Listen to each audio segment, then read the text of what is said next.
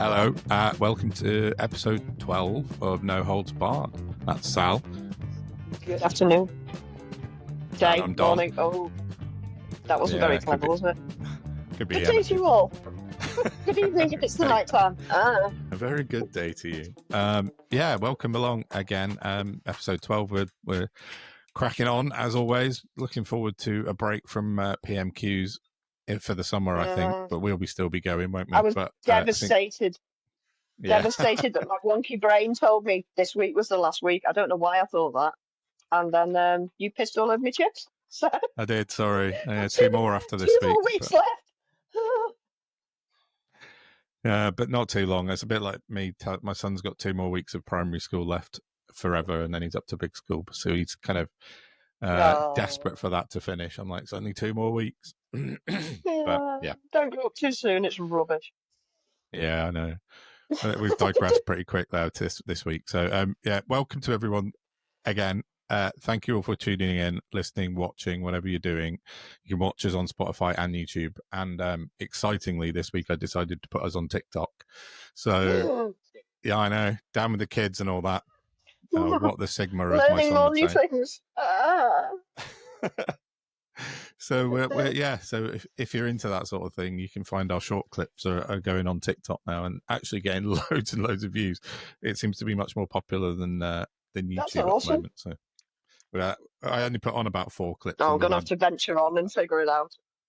We've had about 3,000 views in 2 days or something on TikTok. So I've lost my camera. Wow. There it goes. Yes. So yeah, join us on TikTok, where it's NoHoldBarredPod, the same as we are on YouTube and Twitter and stuff. So you'll find us. We're pink. It's pretty standout. Yeah, and that's it. So as usual, we're just going to get into anything political, social, or anything else we can think of. No holds barred. So let's get on with it, I think. We'll probably start with a long PMQs analysis this week, I think, because it was interesting. I mean, there was content. Yeah.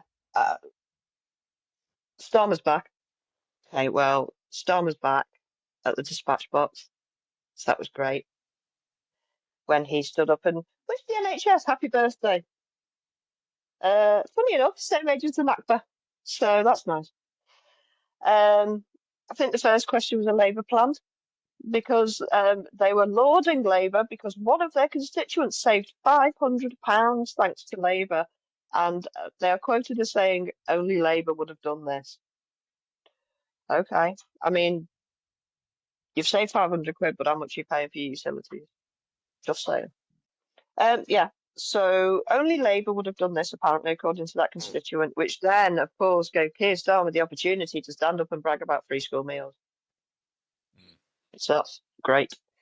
And obviously it was the day after what we're going to talk about in a little bit, which was the benefit cuts bill,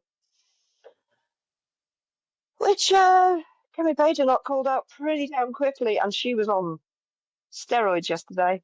I'm not going to say fire because she's a terrible human being. She's a really, really awful human being, and she did nothing but advertise it yesterday. She's like a rabid animal that sees another injured animal and just can't help herself. Rabid, it's the key word there. So she was basically, after all the concessions made, how much are you going to save now? Which I suppose, in a way, is her job. She's just an awful person. He then stood up and said that they made some excellent concessions yesterday. They're going to end mandatory reassessment. Rebalancing universal credit. Okay, how? Because that's just words. That doesn't mean anything. And it's going to be better all round. He showed no accountability, no shame, and gave her no answer to her question. She then asked how many disabled people you're going to be able to get back into work. And the cheeky bastard stood up and started talking about trailblazers, which do you know what trailblazers are? No, I don't. No, most people wouldn't. I only know what trailblazers are because I've got a 19-year-old that I'm desperately trying to get into an apprenticeship. Trailblazers look after, I think it's 18 to 21-year-olds roughly, that might not be exact, but it's about getting young Right. people back into employment and trained and education and all that. Great scheme, probably. I haven't actually looked into it, but in theory, it's a great scheme. Okay. But it has absolutely fuck all to do with the benefit cuts. No. It's not about sick people. It's about getting kids into work. So not even a relative answer. She asked about apples, and he started talking about cans of paint. Which is just, it's shameful. Where's his fucking... Wow. Anyway. So, yeah, he entirely fluffed that answer. It pissed me right off because the pair of them were basically using disabled people to play handbags with, and it's repulsive. She stood up and went on with this. I'm going to call it a lie because I've never seen any source proof of this figure that gets bandied about. She said 1,000 people a day, and I've got her in quote marks here, are signing on to PIP.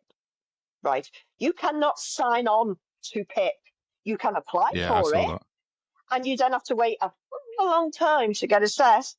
And to get assessed, you have to have doctor's certificates, you have to have your medical records, you have to prove beyond shadow of a doubt that you've been diagnosed with these conditions and you have suffered for a long time. You don't just sign up. It's not conscription. No. I know. I saw her say that, and I thought, how? Sorry, no, John. Just before you interject, she said 2,000 people. I'm sure she said 2,000 people, which is it's been one.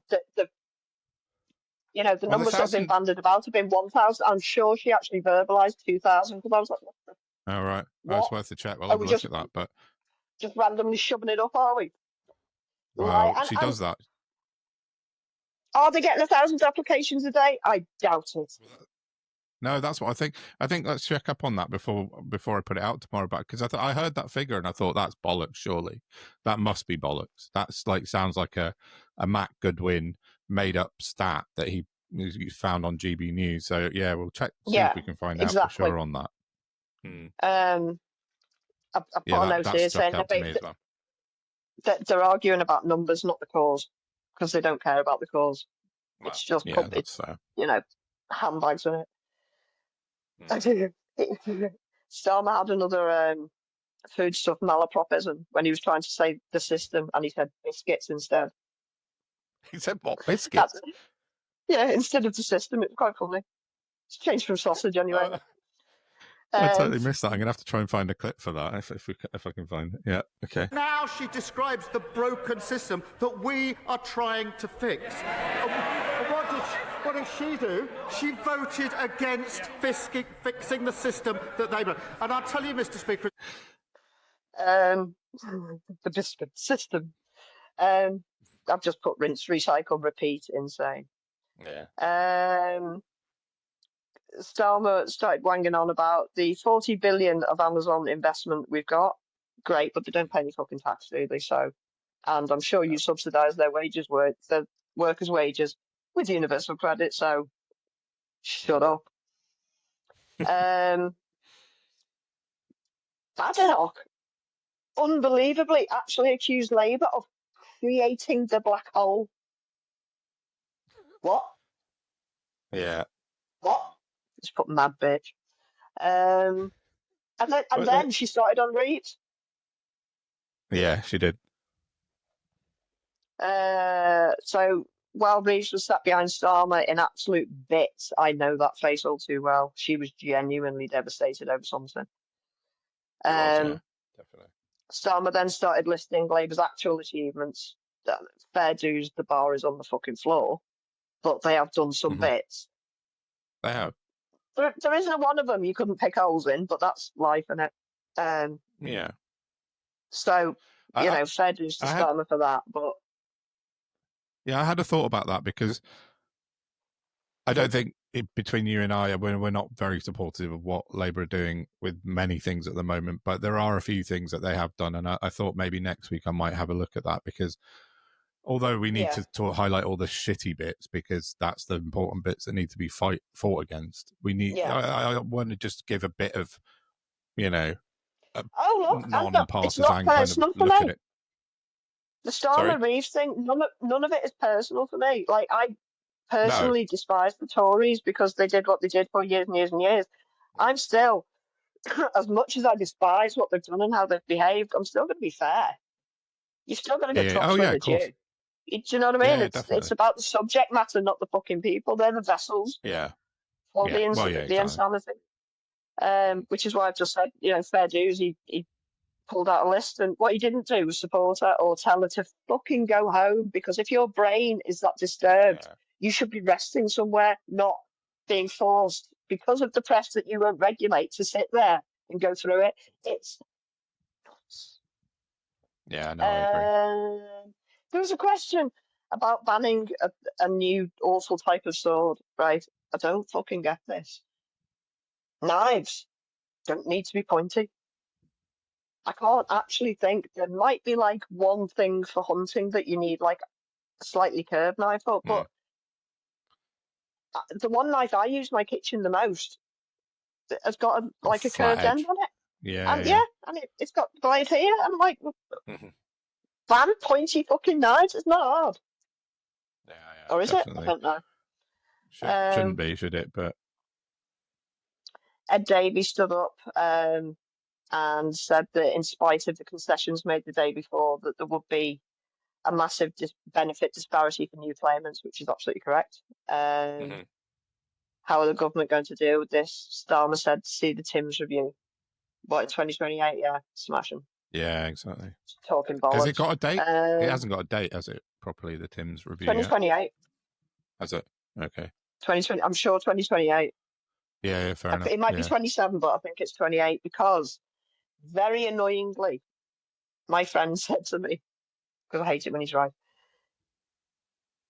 and he was right about the bloody benefit bill, but he told me weeks and weeks ago what was going to happen. He said, look, they're going to get to the vote. He said, they'll water it down, they'll pass it. And I'm like, fuck off.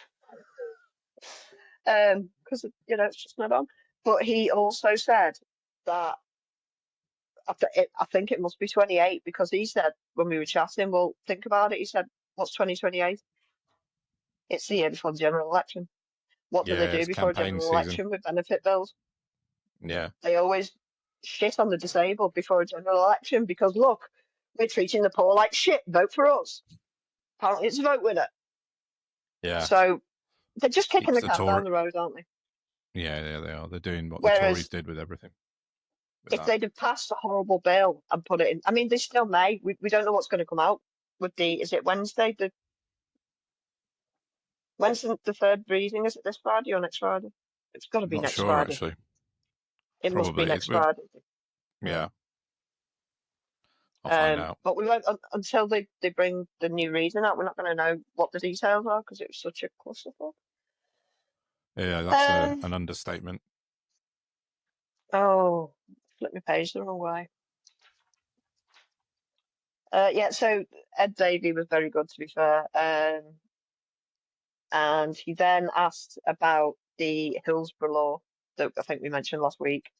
Apparently, Hillsborough, Grenfell, and all like the big scandal groups have got together under an umbrella, which I think is fabulous. Yes, definitely. But they're all very worried because the Hillsborough law has been watered down so much. Can the Prime Minister assure Ed Davey that the Hillsborough law will contain a full legal duty of candour? To which Starmer replied, yes. But that doesn't actually mean anything because they've already watered it down. So is he saying, yes, the watered down one's going to go through, or we're going to readdress it? I don't know. Yeah, Kim Johnson stood up and she absolutely buried him over the Hillsborough law. She said it's watered down dog shit, obviously not in those words. Ian Byrne's going to reintroduce a full Hillsborough law. Will Starmer support it? And Starmer replied with absolute word salad that meant nothing. So I think that gives us the answer to that. Adrian Ramsey asked, will the PM ditch 2-child benefit cap and cuts to universal credit for sick and disabled people? Yeah. And his response to that reasonable fucking question was he won't listen to the Greens due to the unfunded tax cut commitments they put forward in their manifesto, he says that the Greens block everything they try to do, probably for a good reason, and he deliberately missed the point. And then, just to finish it off, power excellence, a Scouts bloke stood up and asked if the government could look at safety measures on multi-storey car parks to stop people throwing themselves off.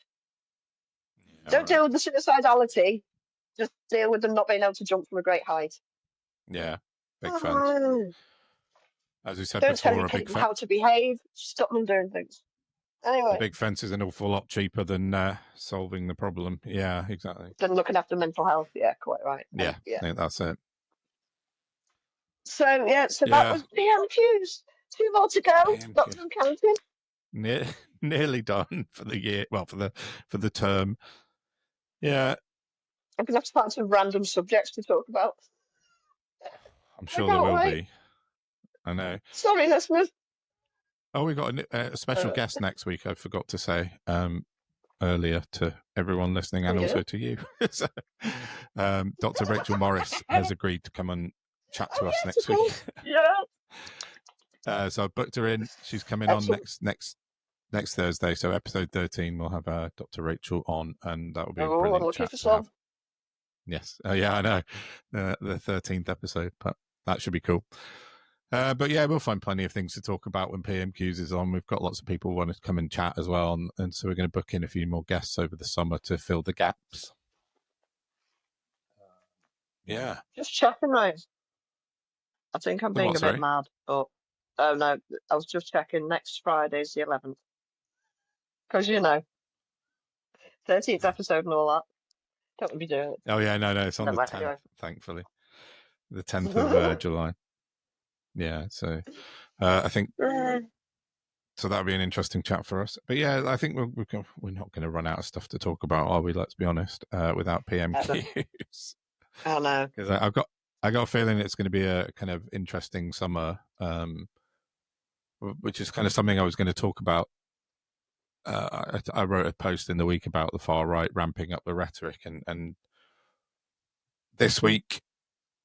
Well, last weekend it came out of Glastonbury. I think it was Farage. It was at it first, and he said after the Bob Villain farrago, he said, "Oh, we want our country. If you want our country back from these lunatics, vote Reform." And then everyone in Reform started saying, "We want our country back." And then GB News started saying, "We want our country back." Where? From who?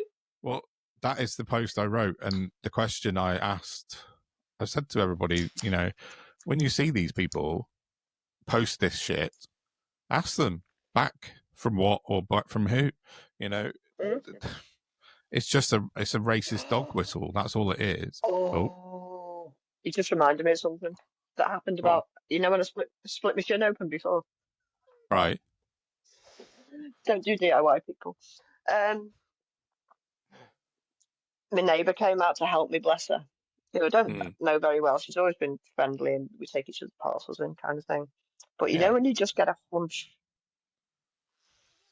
Yeah. You just get a hunch about someone. Anyway, kept my powder drying. So I've been fine. Chatting before. Oh, that was it, because the lady on the end's put a house up for sale. All right. Obviously, we've both gone and clocked how much it's up for, because nosy. Yeah. And we were talking about house prices, and guess where it ended up going? Immigration Reform, GB News. How did you know? So I went, hold it there. And now she's educated. Oh, good. Excellent. Well, that's the way to do it. I don't know if we're still friends, but, she I wasn't, attacking her. I was just, explaining the situation. And to be fair to her, at the end when I went, and, what do you expect? How do you expect to bomb other countries and not have immigrants coming in? And she went, oh, no, it's terrible. So it's still their fault, but it's terrible. We've talked about it loads, and it's a lot about is education, not just school education, just general kind of knowledge of what's going on in the world and how things are interconnected, because people like that often don't get it. They don't understand the interconnectivity of bombing Iraq and then Iraqi refugees arriving in boats. It doesn't register in people's heads, does it? From the way she was speaking, she's not a hateful person. She wasn't like you, them immigrants. She was just like, immigrants. Yeah. I interpreted her knowledge base to come from mainstream news Yeah. Which because misses she out an knew, awful you lot, know, right? she didn't understand that the Tories and the government have bought most of those hotels that neither you, me, nor her would be happy staying in if we'd paid to stay in a hotel, because they Yeah. become hospitals, you know. Yeah. They don't have like, if you think they've got one double bed in them bedrooms in a hotel, I'd be amazed. They must be like fitting them in, Big and beds. you know, because Yeah. whoever owns those hotels is getting paid per head, aren't they? I think so. It's not So luxury, is it? That's one of the things, the myths that gets sort of sent out by GB News and those sorts of people, that they're living in 4-star hotels, isn't it? And people well, they who tell don't. half truths. Yeah, well, that's it. Oh, but look, I think I mentioned early doors on the pod. My friend works in the Home Office, and he told me Yeah. he'll get a free iPhone. And I'm like, are you well? They do not, and you No. literally work in the Home Office. So what the fuck is wrong with you that you believe that? It's just, oh well, to get some sort of phone. Well, that's very different. Getting some sort of phone is very different from an iPhone that costs £1,000 to 50 quid in Asda. Do you know what I mean? There's Yeah, a exactly. difference. Yeah, I know. That's exactly what it is, though, isn't it? And you say that it's a half truth, and people just sort of take a small part of something that is true, i.e., they might get a phone, or they do stay in a hotel, and then they just sort of ramp it up into ridiculousness, and people just lap it up and they believe it, unfortunately. Yeah. The 1% are always the problem. Yeah. Right now. True. They're the answer to everything. Anyway, sorry, I was completely wandering again. No, it's absolutely fine. Yeah, we were just talking. We were talking about the summer, and I just sort of segued a bit into the far right, because I think this whole "we want our country back" spiel that Farage started last weekend is kind of ramping up to, that they know what it's like with the summer, and people are off work, kids are off school, things get more tricky, and it's I out of just got season. yeah, I just feel this, like they're just trying to ramp it up again, and the rhetoric's coming harder. Plus, I think Reform are reeling at the moment because of what's happened this week, aren't they? They've had their vote share basically split into 3. I called them Trivial Pursuit wedges on Twitter, but I think that's it. Like, Farage was quite happy, sort of safe in the knowledge that he had the far right sewn up, but now he's not, because Rupert Lowe's Rupert Lowe's announced a not party. Definitely not a party. I've been told multiple times it's not a party. What's that called? Yeah. The thing is, if you call yourself a movement, that means other people from actual political parties can still be part of that. Whereas if you call themselves a political party, people would have to choose a lane. Whereas at the minute, they get the best of both, horrible bastards. Yeah, that's fair. That's very true. Whereas Ben Habib has gone. Oh, what's he doing? Go on. Ben Habib's launched an actual party, hasn't he? Oh, God, has he? Yeah, it's called Advance UK, which I think sounds like a pet vitamin or something. I don't know. But it's just Advance UK. It sounds like a flea treatment. Yeah, exactly. It sounds like something you'd find it. Oh, no, I'm thinking it's called the pet one's called Advantage. There you go. Yeah, I don't have pets, but to me, Advance sounds like a pet product of some description, doesn't it? So, flea treatment. And I noticed when he's launched it on Twitter the other day, and he's obviously not thought it through particularly well, because there's loads of things called Advance. It's obviously people want to be an A, so it appears early, but because so many other things are called definitely Advance. An A. Yeah, his Twitter handle is _advance. So when you're starting up a political party, you don't want to have your Twitter handle starting with an underscore. I mean, that's just basics of social media kind of marketing. Anything. Sorry, you better.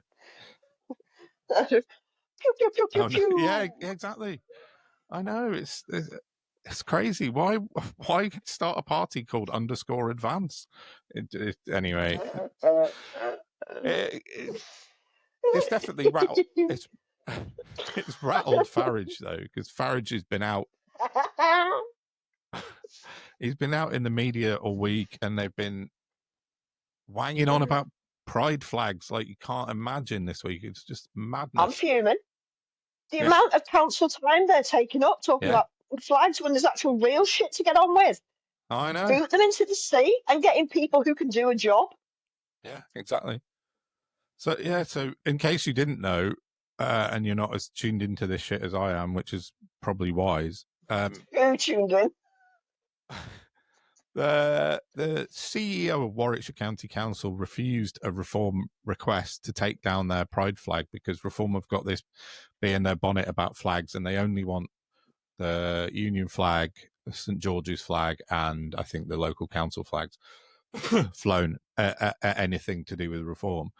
But the CEO, who's called Monica Fogarty, told them basically to stick it, which is great because it's Pride Month, and she was like, no, you haven't got control. It's a minority council. You can't dictate to us what we do and what we don't do. I'm the CEO. Put a resolution forward. If it gets voted for, then fine. But in the meantime, you can go and whistle for it. So this really, really upset Reform. The first one I saw was it's like telling head boy. No. Yeah, that's it. They can't cope with being told no. Their power trip goes into it, sort of frazzles their brain. Do you know who I am? Yeah, that's it. You know my name. I've met Nigel Farage twice. But I think Zaya Youssef was the first one I saw come out, and he put a video out calling it a coup d'etat, that they refused to take down this pride flag. Yeah. And then somebody posted up what a coup d'etat actually means. Yeah. Fucking mutant. What's coup wrong d'etat.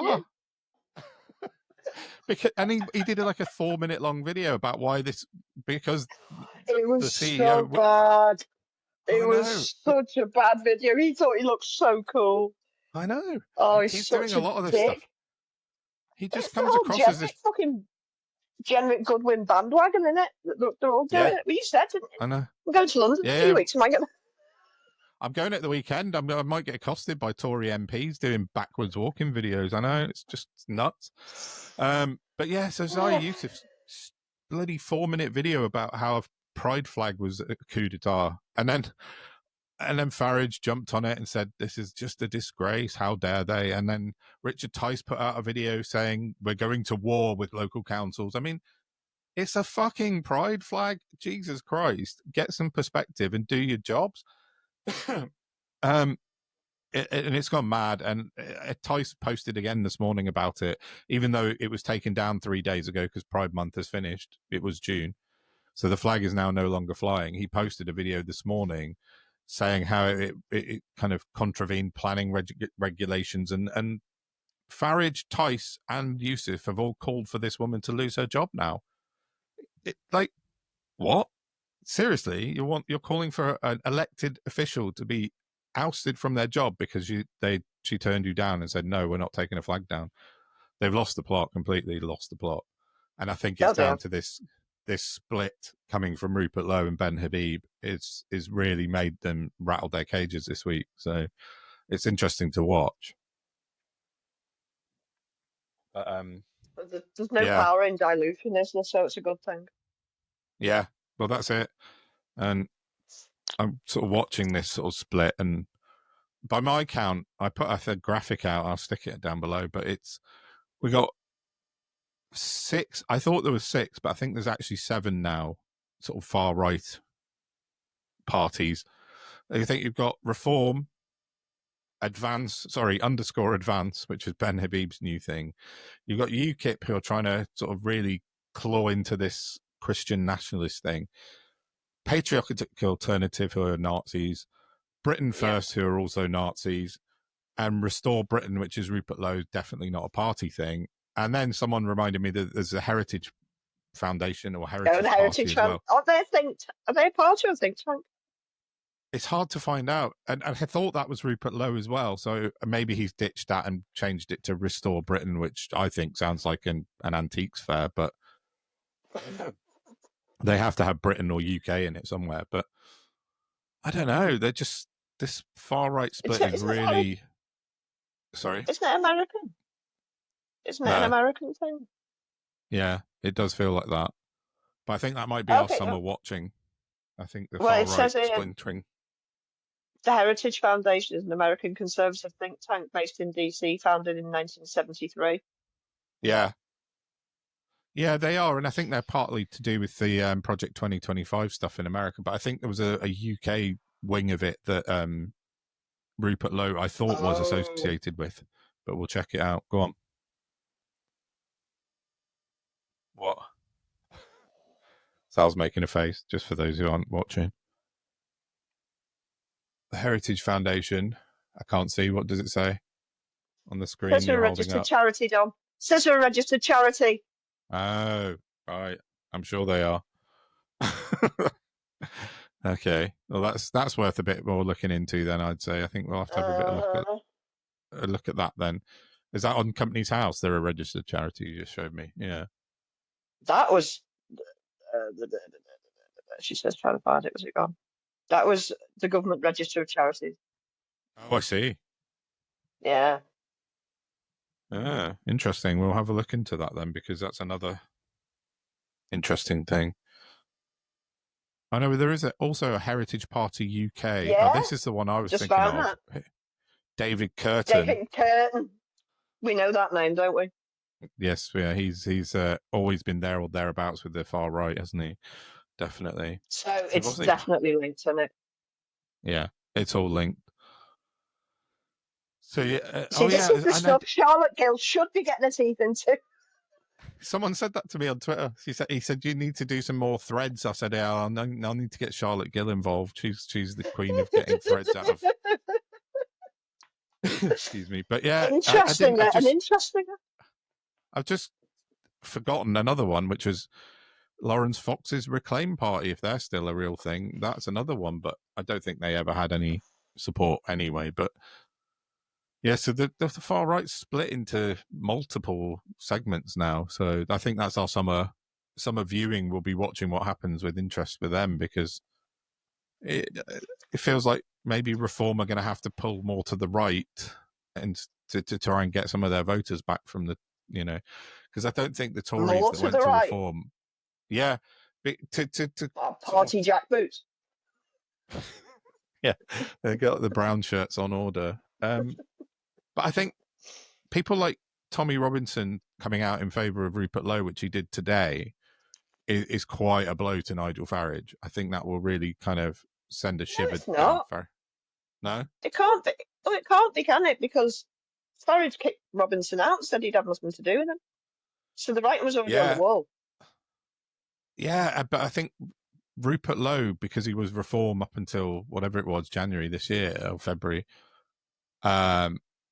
pulling that sort of far right support is a bit of a worry for Farage, because I think that I've said a few times that not all Reform voters are racist, but all racists are Reform voters. But I don't think that's the case anymore. I think if there's another alternative for them to go for that's credible, in inverted commas, then they might drift away from Reform. I think, you know what Tommy Robinson's like. He does have support, an awful lot of support for some reason, and he could pull quite a lot out of Reform vote, I think. And I don't think the Tories that lent their vote to... Sorry? Go on. So... I was just going to say, I don't think the Tories who lent their votes to Nigel Farage in Runcorn and the local elections will be comfortable with Reform trying to outdo the extreme right rather than become far right. So I don't know. I think the polls are already slipping for Reform. I think it might slip further. I mean, I don't know. There's so many of them, and they're all failing upwards somehow. But I still think, as far as I can see, like 2029, from where we are now, we're going to end up with probably the biggest coalition we've ever had. Maybe. As things stand now. But obviously, 4 years is a long time and a lot of things can happen. and none of them are growing any kind of substantive support. It's all just the same disillusioned, angry people who don't understand what's going on, who all they're going to do over the next 4 years is watch Reform fuck up local councils. And then it's all dropped out. I just think that if I think the election's too far away for us to worry about that as much as they're taking each other out. I mean, we should set up a refuse party for taking out the trash. Do you know what I mean? But that's all they're doing. Oh, well, I'll set my own party. They're like kids. I'll have my own gang then. With absolutely no concept of like the bigger job. I mean, the people who are doing it now haven't got a big concept of the bigger job, but they're just another planet of people. Yeah. That I heard undereducated. Yeah, I heard Farage being interviewed. I couldn't listen to the whole thing on LBC this morning because it just drives me up the wall. But one of the things was he was asked about Rupert Lowe and Ben Hibby splitting away, and Farage just said, "Oh, they're excuse me, one-man bands. He's not worried, blah blah blah." But he is. That's He's literally definitely that's the about biggest it. projection ever. One-man band, you say, Nige? I know. So, yeah, there's a lot going on. I'm just seeing what I had else on Reform for this week. Oh yeah, there was one other thing that I really wanted to mention, and we can't mention a lot about it because it's actually an active case. But it's the Reform councillor Mandy Clare got arrested last week and charged with assault and criminal damage at a Pride event in Winsford in Cheshire. She's known on Twitter as Mandy Clare Turf, which is gross. I mentioned her last week, didn't I? Yes, you did. And so she was arrested, and now she's on charge. So we can't say too much because it's an active legal case. But suffice to say that Nigel Farage or any member of Reform has neglected to mention her this week, despite being asked. I mean, I've seen hundreds and hundreds of times. I think we're allowed to say that she went and massively disrupted a Pride organised do. I think that's fair. Mass homophobia that drove her over the edge. Lunatic. Yeah, it feels. Yeah, I think so. Led her to attack a pregnant woman, I believe. Excuse me. Yeah, go on. So yeah. I mean, the Labour guy who got arrested, he had to be suspended immediately, but it's fine for her apparently. So. I know. That's just great. Yeah. Did you want to talk about Restore as a separate entity? Talk about what? Sorry. Restore as a separate entity. I just wanted to I didn't want to let the Susan Hall thing go. Oh yeah, of course. Yeah, carry on. I forgot about her again, as I always do. Purely, it was only about an hour ago while I was waiting to come on. I saw a post that people want to know what Susan Hall's going to do because she's joined Restore Britain as part of their advisory board or whatever. But she's also still a Tory, and she's still the Conservative leader of the London Assembly. So, yeah, that's right. Is this conflict of interest? We were saying before. Well, it depends, isn't it? If Rupert Lowe's going for like a right-wing momentum kind of thing, then fine, I guess. But is he doing it just? I just don't trust him. Can he then turn that into a political party at some point? Well, so he can't. I don't know. Yeah. I don't know, but I don't know. I just don't trust any of them. They're all terrible people. So yeah. Yeah. He also. Anyway. Did you see the other person he announced was Professor David Starkey, the guy that he's a Nazi basically, isn't he? Yeah, he is. Yeah, he denied the Holocaust and all sorts when he was chatting on Darren Grimes' podcast a couple of years ago. Oh God! Yeah, he's a exactly. So Professor David Starkey and Susan Hall combo. I'm not really sure what to think about that. But it's not. Show me the worst legless people that exist. Yeah, exactly. Anyone that's been roundly humiliated in public, you'll do. So, Talking of which, did you see Reform have announced 2 new members, high-profile people into their party this week. Yesterday they announced that they'd recruited Anne-Marie Morris, the ex-Tory MP, who had the whip withdrawn twice, actually, but mainly because she dropped the N-word on a parliamentary panel. And she got the whip removed for that as a Tory MP. She was a Tory MP for 14 years. And then the second time she got the whip removed for voting with Labour to cut VAT on fuel bills. But yeah, she dropped the N-word on a parliamentary panel talking about Brexit, and was hoofed out the party briefly, but not permanently. But she's now the Reform's advisor on social care policies.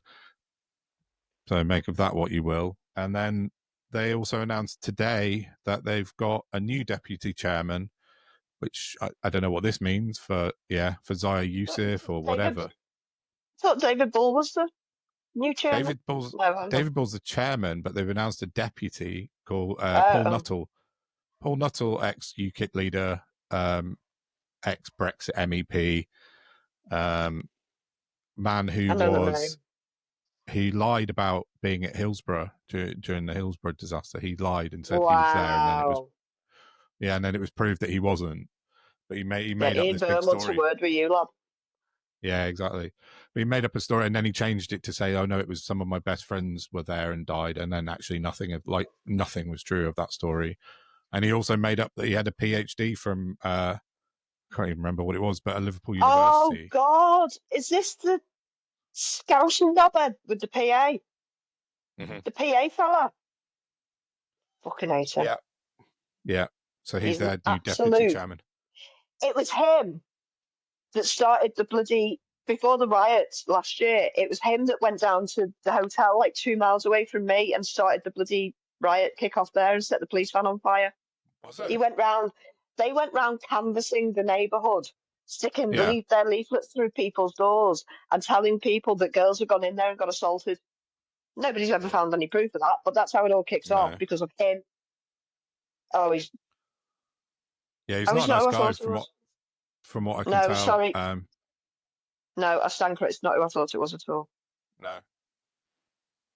But I do know the name. Who am I? I'm confusing him with Well, he's been in and around Farage for a while. I'm gonna have to find out. He was the UKIP leader for a while, and then he left. But yeah, he was a Brexit MEP with Farage as well. But he's just made up loads of stuff in the past, and now he's the deputy chairman of Reform. So, as you said about failing upwards earlier, that seems pretty appropriate. Oh, I can't. This is annoying. I can't find the list. Are you thinking of Paul Golding?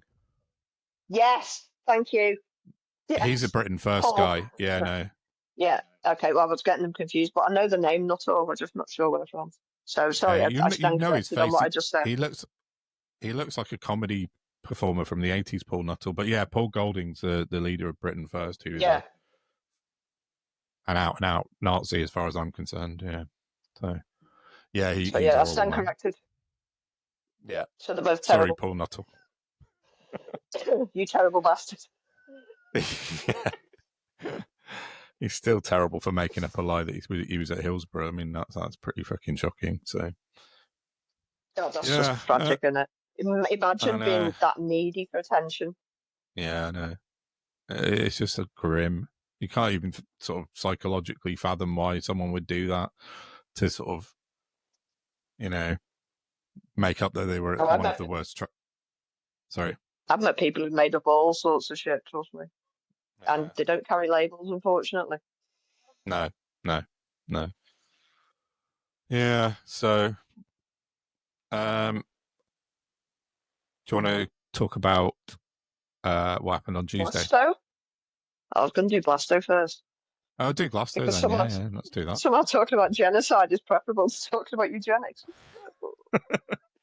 A bit of light relief with Glastonbury. Yeah. No, I personally found it quite amusing that the BBC, the zealotry is just outrageous. They were so desperate to make sure Kneecap got absolutely no platform at all, that they didn't check the rest of the set list, and the person before Kneecap was Bob Villain, a punk rap duo that I'd never even heard of. And now I hadn't. everybody's heard of them in the world, because they've even had a gig cancelled over in America now, which is getting them more publicity than the gig ever could have done. So Yeah. nice one, They dickhead. had their visas cancelled by America, didn't they? That doesn't surprise me, but it's not something I would ever say. It's not something I think anyone should say, but I absolutely respect them for doing it and using their platform. You know, and it's been so, because of the cultural landscape, it's just been so ripped apart and taken out of context. And if anyone's more worried about that than the actual ongoing genocide, you need to give your head a wobble, because you're a dickhead. That's the actual entire crux of the matter. If you're more worried about what was said on the stage at Glastonbury than the absolute horrific genocide that's happening in Gaza, then you're wrong. It's just fucking unbelievable, isn't it? But anything else we say about Glastonbury? Because fucking hell. No, it's just, you know, it'll be interesting to see how it plays out. But momentum does seem to be growing on the old Free Palestine, doesn't it? Just not quick enough. No, not quick enough. But there was that, plus Channel 4 had the documentary last night that the BBC bottled out of showing, didn't they? Which I haven't had bottled out watching it yet. Yeah, I haven't seen it yet. I will watch it before next week. But I think the Bob Villain thing, I mean, Jesus, it's been so blown out of proportion. It's absolutely mental, isn't it? Absolutely everyone just calling for the BBC to be shut down. Like, I mean, remove the board for a fucking start. Oh, yeah. I know. They're everywhere. They're infiltrated everywhere. They have them. Yeah. And we all know who I'm talking about, but I'm not going to say it because it pings the algorithm. I know what you're talking about. We all do, yeah, exactly. But because they're everywhere. Yeah, they are. But there was something. The thing I've been hearing all the last 2 days is that there was 400 BBC staff at Glastonbury. Why weren't they at the BBC doing their job? Like, how many people does the BBC employ? I don't know. Well, one, they work on flexi time. 2, people have fucking holidays. 3, the BBC is a massive organisation. And 4, why are you being so stupid as to say stuff like that? Not you, obviously, but you know, 21,000 staff the BBC. So banal. There you go. Yeah, I know. And 400 went to Glasgow. That's probably an average statistic of most professions or companies. A relative stat. Yeah, it probably is. Yeah, so, I mean, I just don't know what... Everything in the media is so ridiculously skewed and overblown now. And that... The Bob Villain thing last weekend did 2 things. And I think the first thing was it drew attention to the right thing, the cause, and people are talking about the right cause. Whether what he said was right or not, like you said, it's not something I would say, but I do respect them for saying it because it was the right thing to do. And that has made a huge difference this week in people talking about what's going on. So that's really important. And the other thing is it's just given the right wing like an absolute frothing week of headlines for no reason. And it's just showing how much the media is out of control and overblown by the right wing again. And people like Andrew Neil going on about, he said instead of, what did he say on his radio show? Something like, it was, they were calling for death to all Jews. That's exactly what he said. He said, who said that? No, that's what Andrew Neil claimed that's what Bob Villain was saying. He said that they were chanting death to all Jews. And that's why people like Andrew Neil should be sent to an island that's very remote. Exactly. And he said that, and he said not even the Nazis called for the death of Jews in front of the public. That says exact words. You fucking ignorant twat. Oh, God. But he's allowed to make the news. This is what we talk about all the time in the media, and they're allowed to create the fucking news, whereas that is not what he said. That's not what he meant. That's not what was deliberately twisting it. Yeah, and it wasn't. That's not what was understood by the majority of sensible people. We understood what the sentiment was and how he was drawing, what they were drawing attention to the cause correctly. But then you've got Andrew Neil, who's somehow still a journalist and somehow still has a primetime radio show on Times Radio, saying that they're worse than the Nazis because they were calling for the death of Jews, which is not at all, even remotely, what was being said. It's insane how they're allowed to say that. It's Andrew Neil and his ilk that keep the shit flying. Yes, They keep definitely. walls burning because they just don't know how to be decent human beings. They do anything for I was going to say shekel, then that's probably not a good way to put it because I'm not an anti-Semite. As long as No, you're a of nice course. person, you do what the fuck you want. But when you start, when your existence starts impinging negatively on other people, that's time to have a word with yourself. Yeah, Because that's why we are where we are. Mm-hmm. I agree. It's, And I saw the other in inverted commas journalist Rod Liddle. He put out an article. He put an article out today, and the headline was "Let's bomb Glastonbury." So I saw the manager of Kneecap on Twitter saying, "Well, I assume the counter-terrorism police will now be looking at Rod Liddle, right? Because he said much worse things than anyone else." I mean, this is a guy who was, I don't even want to go into his history because it's disgusting, but he talked about it's repulsive. Being attracted to young girls and things like that. And children. Yes, children. And he has had girlfriends whose ages have ended in teen. Yeah. As a 30, 40, 50-year-old man. So, Yeah, he's a vile creature, Rod Liddle. And again, it's these people like him and Andrew Neil and what's his face off Talk TV, Mike, what's his name? Mike Graham. Yeah. And they're allowed to create the news cycle, and they've just because they've been there since, the 1970s and they're still there now. Nick Ferrari is another one. I mean, he's not, I wouldn't put him as quite as, well, no, fuck it. No, he is. He's as bad as them. Not many as bad as Rod Liddle, but Andrew Neil, Rod Liddle, those people creating the news when it didn't happen. It just made it up, and it's just bullshit, and it needs to be stopped. Which, speaking of which, that actually has a massive bearing on something we haven't talked about yet, which was Reeves yesterday. Oh yeah. But actually, should we talk about the benefit blunder first, and then we can do that. Yeah. So they had the benefit cuts bill on Tuesday, and all afternoon, as I was listening in, well, not all afternoon, but the majority of people that were speaking against the bill were amazing, and there were a lot more of them than I'd ever imagined. Unfortunately, there was no one there to listen to them, so what you're going to do. And it actually made me wonder whether there should be some sort of mandatory arrangement for MPs to go and listen to pre-bill speeches, because how else are you going to be fully aware of all the facts? Yeah, I agree. And then so it was a bit like the MP who said she only popped out for a banana and came back and everything had changed. They changed so much. They changed it like 3 times, including I can't even get my head around the timeline because I just felt like I was insane because I didn't know what was going on, and most people didn't. Yeah. At one point, Liz Kendall stood up and announced some changes, but she announced them incorrectly. Yeah. So what she said was happening was the opposite of what was happening. And it's just like, what?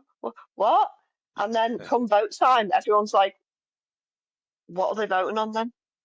Oh, well, so they've removed Pitt from the equation, except they haven't completely. They basically kicked the can down the road. Yeah. And it was like I was saying before about chatting with Paul, and he was like, oh, well, that's what's going to happen. So, but yeah, so also apparently on the same day, something terrible happened in Rachel Reeves' personal life. And then she came into work the next day and had a dust up with Lindsay Hoyle and ended up sat at PMQs sobbing. Now, don't like the woman, haven't got a lot of time for her, but she's still a human being. And if you're in that much distress, you should be sat at home. Yeah, now, she shouldn't have been there. If that had happened and she'd been looking after her own mental health at home, as was just pointed out to me on Twitter, the press would have had a meltdown. Yeah, well, that's And it. I'm like, but that's not how it works. If we're unwell, we have to go and get better. That's why we have deputies. That's what they're literally for, I know. pushing up when, well, but if only there was somebody in this country that could deal with media regulation, Dom. I know. Tell us about it. I know. Yeah. They put some. The very self-same, they boxed themselves into a corner and now they're literally crying about it. Yeah, quite literally. Yeah, that's a shame. It's a rough thing. Yeah, I put a post out on Twitter, which is still going a bit mad, about Rachel Reeves, and I said that, whatever your sort of political leanings, I think there's people that due a bit of compassion. I think she was clearly in an awful position yesterday, and whatever had happened, and yeah, some of the replies I got were understandable. People that are angry with her for what she's done, and that's fair enough. I just wanted to be more human about it, and I felt sympathy for her as a human being, not as a politician at that point. But some of the attacks that have come out on her are pretty vile. Some of the stuff in my comments, I mean, they are. But bear in mind, when she first announced that she was going to save $5 billion by attacking the disabled people, several people killed themselves just off the back of that. So I know. You can limit your that. sympathy. Do you know what I mean? She's not crying over those people. She's just put into an early miserable grave. So no, I know. No, I get that. I totally understand that where all that. That's why a lot of people are seething and will not give a shit. Woman cries. Sorry. Middle-aged woman cries. Yeah, and a dog's just barked. Yeah, fair enough. Yeah. You know what I mean? It's just insane, man. I know. So yeah, I mean, if Starmer was a decent human being, he'd have got hold of her before PMQs and said, "Go home, look after yourself." Oh yeah, your deputy is. Without a doubt. Yeah, is Darren Jones or she is the fucker with the funny name? There's loads of people that work in Treasury that could have done that. Oh yeah, no, she shouldn't have been there from the start. Definitely not. But maybe it just wouldn't have been a good look to have gone home sick after Yeah, I think that. Yeah, there's that. Just saying. That is part of it. I think. But what can you do? But anyway, the welfare bill again ended up in like the textbook definition of a catastrof, right? It was just unbelievable. That was a dog's dinner. An absolute, clusterfuck, like you said. Shameful. Yeah. There should be they can't go on like this because it's it's like putting primary kids in charge of a shop. They're just.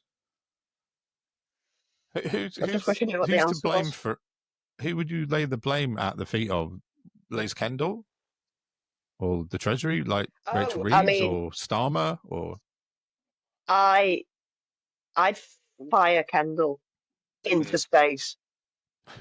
Into the sun, yeah. A bare minimum. But I don't think Reeves. But are we asking what I'd like to be done or what I think will happen? Because they're very different things. Well, yeah, no. What would you like to see happen? What would be the outcome that would work? In an ideal world, I would like to see all three of them go. In this ideal world, fantasy that we're living in, I'd like to see all three of them go, and for Clive Lewis to step up and for Labour to go left again. That's what I'd like. Clive Lewis for PM, please. Clive Lewis. Fair enough. Yeah, he's an interesting man. I don't know loads about him. What I do think will happen is fuck all. That's what I think will happen. Yeah, most likely, right? So you think this is just basically hoofed until the next election? Well, it depends because Nobody's mentioned in the concessions that were made, there was nothing on the age issue, which is insane because they're conflating. Apparently, we have a systematic issue of young, especially boys, not being able to get onto the jobs market when they leave school. Maybe because there's no jobs and stuff. I don't know. Yeah, oh, God, sorry. I've just had a brain fart. What am I talking about? no, I just said, you said about the age thing and it's being conflated. Oh, yeah. But they're conflating, like, worklessness of the youth with youth disability. And they're two separate. The youth aren't not getting into work because there aren't any jobs. That's the reason. So how do you expect sick kids to be able to do it? Trailblazers Trailblazers isn't disability specific. It's for youth that have left school up until the age of like 21, I think. Yeah, right. So why? I don't know why that is the thing, because people are not less disabled depending on their age. No. And that's still going through. The limited work capability group thing cuts are still slated to go through. There's just because there were so many factors in the first place, and it's just uber confusion. What they should have done and what they still should do is scrap the whole thing and do it properly, because funny thing, you get a good result if you do a job properly. If you don't, you get what happened on Tuesday. Yeah, I still can't. I mean, we talked about it like early doors on the podcast and when it sort of first started coming up, and neither of us could quite understand why they were in such a rush to get it through. And then it went even faster and dropped the consultation and all that sort of stuff, and then ended up at this mess. I believe the reason is, and I might get a bit technical here, so bear with me. You know the oofy doofy at the end of the year budget? That's technical, yeah.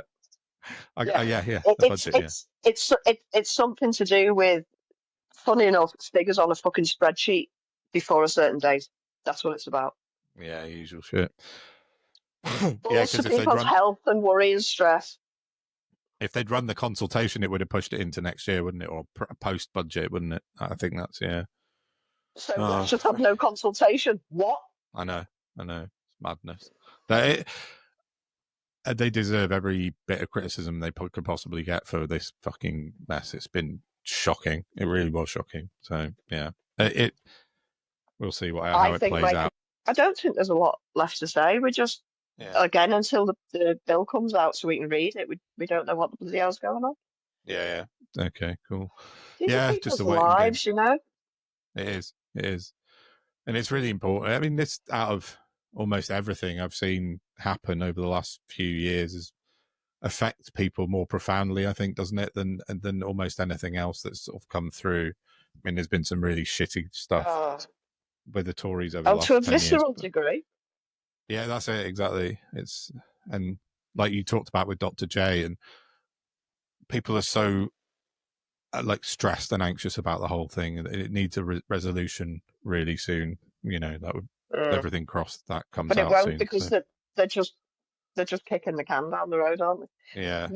What might happen, however, I think at the end of it, when it is done properly, I think disabled people are going to be in a much better situation because they're being forced to consult with us. Mm-hmm. But it's going to take fucking years. Yeah. Years. And, you know, people are living hand to mouth and using food banks already, and have been for years and years and years. And that's not getting addressed. So no, it's not. It's not at all. Well, okay. So, anything else you've got? I got a couple of things, both Nazi related, two different ways. Fun. A bit of a fun for a Friday podcast. Fascism light.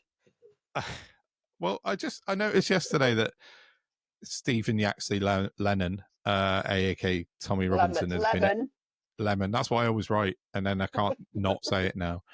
Has been busy being announcing guests for his Nazi rally in London in September. And he seems to be tilting really, really hard into this Christian nationalist stuff, which I think is something that is a real worry that we need to look Danger. at some point. But I was just looking at the people he's got speaking so far, and he's got Polish MP Dominik Tarczynski, I think that's right, who recently said there was no such thing as anti-Semitism in Poland, which is obviously bollocks. He's got Morten Messerschmidt, which is the World War II airplane, I thought. But he's Messerschmitt bomber. Yeah, he's a Danish hard-right politician who's currently under charges for being racist in Denmark. He's got Brian Tamaki, a Kiwi, a New Zealand-based Christian fundamentalist who really, really hates gay people. He hates women. he hates vaccines. He hates Muslims. He hates trans people. But he really, really loves the Israeli government. So that's he's an absolute fascist. Then they've got Jordan Peterson. Oh yeah, me mate. Your mate, Jordan Peterson. Katie Hopkins. Yeah. And then they've got Ant Middleton and Derek Chisora, the ex-boxer. So that's fucking Chisora. Just. But that's another power flex against Farage, isn't it? Those two, because Middleton was supposedly going to be reformed. We've got a black man as our friend. Well, yeah, but they were both Reform members, those two, and now they're not. Now they're with Tommy Robinson / Rupert Lowe / whatever. So that's a bit of a power flex against Reform. Yeah, but just like Lemon, he kicked Middleton out, didn't he? Because Middleton went, I was going to stand as mayor as an independent anyway. Well, no, you weren't. Where are you lying? But you are now. Yeah. So yeah, and you're going to get that's one to monstered by Count Binface. Yeah, probably. Hopefully. I mean, talk about ideal candidate for London mayor. I'd vote for him if I lived in London still, definitely. But yeah, you want to come on the pod, Count? You're more than welcome. I'd love that. He's amazing. And then just a more light-hearted version of Nazis. I've had the grammar Nazis on my back all week on Twitter, claiming that I use AI to write my posts, and I don't. I just wanted to put that out because because I use these things called M dashes, which are, if you don't know, longer dashes than normal. It's just I've started using a plugin for my browser when I write, and it's just a grammar checker, and it just suggests M dashes, so I use them. But apparently that's what ChatGPT uses quite often. So everyone seems to be attacking me, including Reform councillor. I can't remember which one, but he decided that I was a ChatGPT bot and had a go at me during the week. He's one of the Leicestershire councillors. He decided that I was a ChatGPT bot, and also Gareth Icke, who's David Icke's son, has his own podcast. His producer of that podcast has been attacking me quite a lot this week about various things, but the grammar was one of them. And she doesn't like that she sees me all the time, but she won't block me. So anyway, but that's it. I don't think I've got anything else of substance to chat about, really, apart from I want everyone to join us on Twitter on our community group again, because we've got a good start, but I've not been very active this week because I've been doing other things, and we've had a few posts and quite a lot of members, but it'd be nice to get some more people involved in that. We will put stuff in it soon. I don't actually know how it all works, I'm afraid. I need like, what I'm like. I know how to post stuff and things, but yeah. I don't. I'm in a few community groups, and I don't know how any of them work. I just occasionally see posts from that group, and I'm just the same as I think it just kind of keeps a thread of, what we're talking about together, and you see the little heading, don't you, when it comes from that group. So does everything I post in the group as well? No, not everything. You have to specifically post in the group if you want to post in the group. Oh. So if anyone wants to join. Yeah, and then when they post, if you'll see that it has NoHoldBarredPod Fight Back come up at the top of their post, and that means that they've posted within the community group. Oh, well, let's have a practice. Yeah. So anyone else maybe wants at some point come and join in on that, that'd be cool. Then once I got Twitter boxed off, Tan's promised to show me how. Once I got Twitter boxed off, Tan's promised to show me how Instagram works. I can drop a post, but that's the limit of what I can do online.